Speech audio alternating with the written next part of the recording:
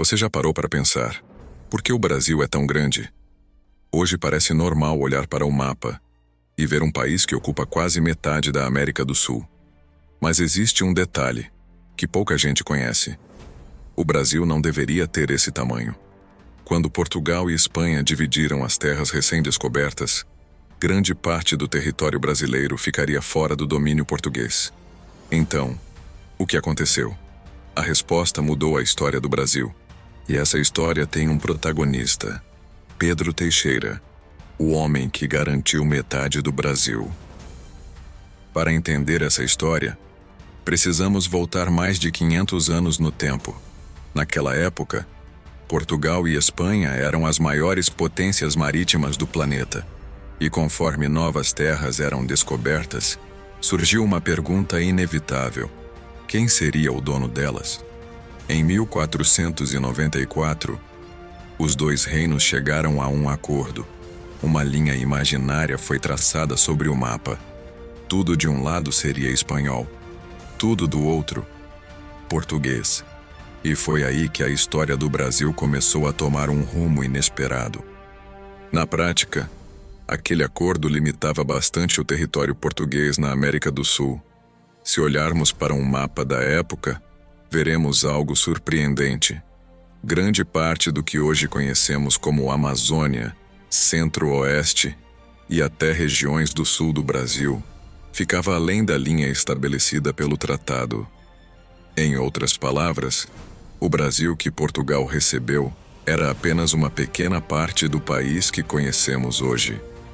Mas aquela linha no mapa não permaneceria intacta por muito tempo.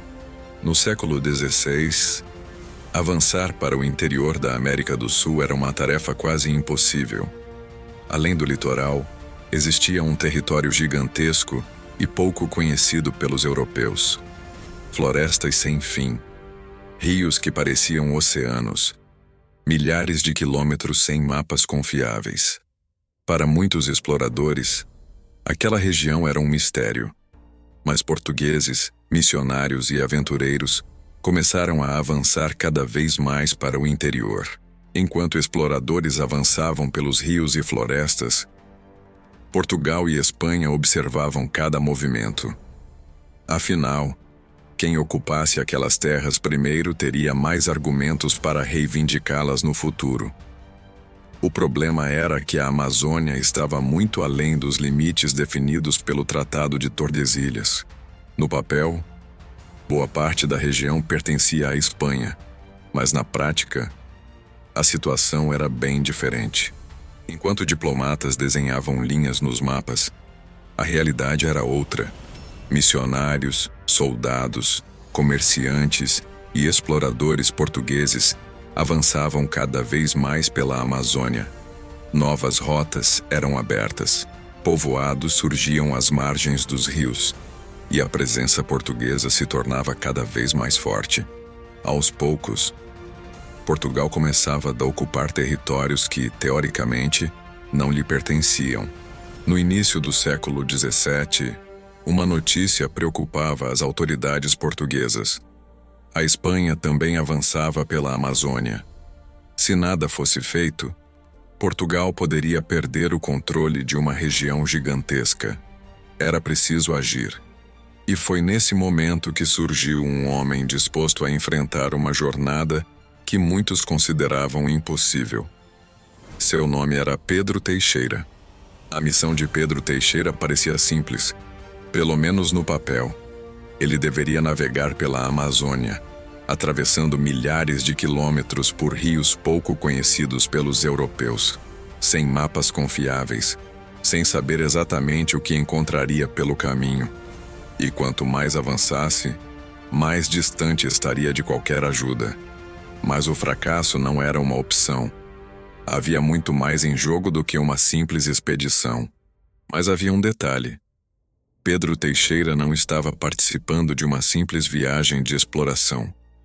O sucesso daquela missão poderia fortalecer a presença portuguesa em uma região disputada havia décadas. O fracasso teria o efeito contrário. Cada decisão tomada ao longo da jornada poderia influenciar o futuro da Amazônia. E Pedro Teixeira sabia disso. E então, chegou o momento de partir. No ano de 1637, Pedro Teixeira iniciou aquela que se tornaria uma das maiores expedições da história da Amazônia. Canoas carregadas de homens, mantimentos e equipamentos avançaram pelos rios da região. Ninguém sabia exatamente o que encontrariam pela frente, mas uma coisa era certa: a partir daquele momento, não havia mais volta. Mas a jornada estava longe de ser fácil. Os meses passavam e os desafios se acumulavam. O calor era intenso, as distâncias pareciam intermináveis, e qualquer problema no caminho poderia colocar toda a expedição em risco.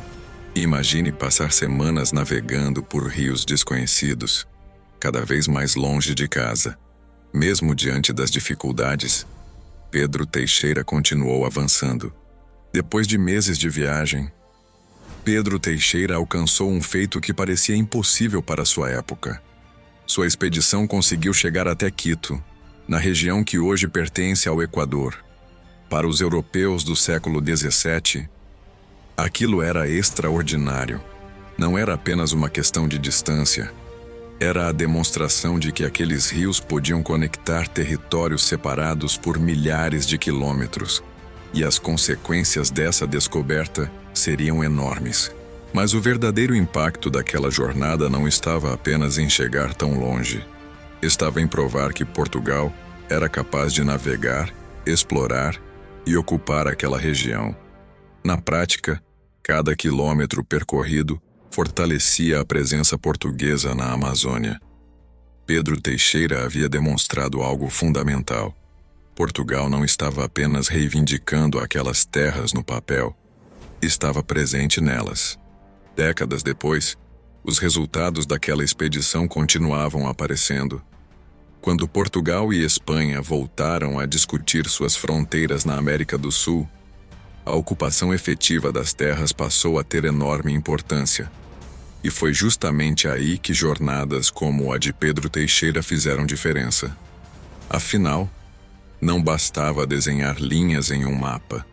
Era preciso mostrar quem realmente estava presente naquele território. Hoje, quando olhamos para o mapa do Brasil, vemos um dos maiores países do mundo. Mas nem sempre foi assim. Ao longo dos séculos, expedições e ocupações ajudaram a ampliar a presença portuguesa pelo interior da América do Sul. E entre todos os personagens dessa história, Pedro Teixeira teve um papel fundamental. Sua jornada ajudou a fortalecer a presença portuguesa em uma região decisiva para o futuro do Brasil. Talvez essa seja a primeira vez que você ouve essa história. E isso diz muito sobre como a memória de um país é construída. Alguns nomes atravessam os séculos, outros acabam ficando pelo caminho. Mas certas jornadas continuam deixando marcas muito depois de terminarem. Quando observamos o mapa do Brasil, estamos vendo o resultado de decisões, desafios e expedições que ajudaram a moldar o país.